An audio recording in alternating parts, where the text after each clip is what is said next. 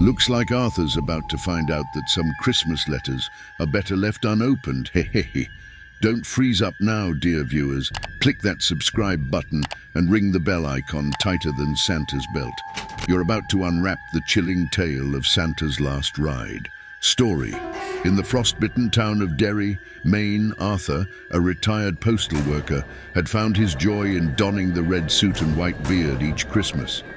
The tradition, more than a mere hobby, filled the void left by his wife's passing and his daughter's estrangement. Derry, with its shadowed past and whispered legends, was a town that held secrets like snowflakes on its frozen pines. That December, a discovery in his attic, an ancient letter addressed to Santa Claus, unearthed a mystery that clung to him like the chill of the winter air. The handwriting was shaky. The plea within spoke of shadows and fear, a teenager's desperate call for protection. As days shortened, the quaint cheer of his old Victorian home began to wane under a growing sense of unease. The supernatural occurrences started as mere flickers, a distant jingle of bells when silence reigned, shadows that seemed to dart in the corner of his eye, his old toys, relics of a bygone era, moving with no hand to guide them. His investigation led him to the heart of Derry's library, a building as old as the town's secrets. Within its musty book-lined walls, he uncovered a tale lost to time, of a Christmas overshadowed by a darkness, a spirit conjured from the depths of winter's despair. It was a story that the town had tried to forget, buried in the pages of history.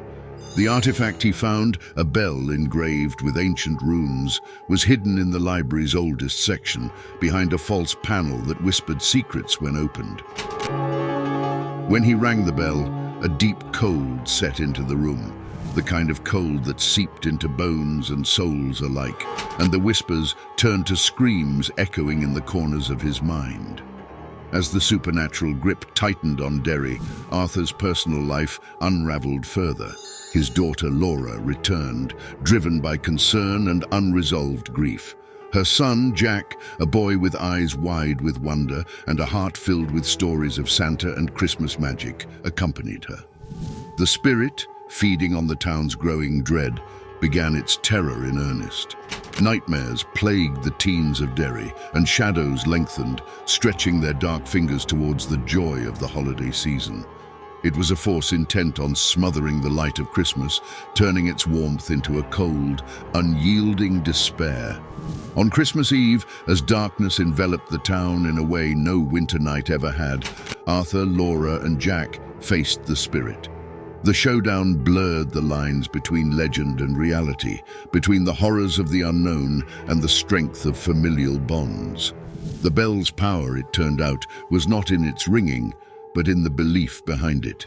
In a moment of pure terror and beauty, Jack's belief in the magic of Christmas, in the goodness that the season represented, rang the bell with a clarity that shattered the spirit's hold. The darkness lifted, revealing a starlit sky, and the town of Derry breathed a collective sigh of relief. Arthur's life returned to its quiet rhythm, but he was forever changed. He understood now that the spirit of Christmas was a light in the darkest of times, a belief that united communities, a magic living in the heart of every tradition. And as he watched the snow gently fall on Christmas morning, he knew Santa's last ride was not an end, but a new beginning, a legacy passed on to Jack, the new guardian of a belief as old as time itself. Well, it seems our little jingle bell rocked a bit too hard for the dark spirits. If that story rang any bells, leave a comment below and tell us what you think about this frosty fable.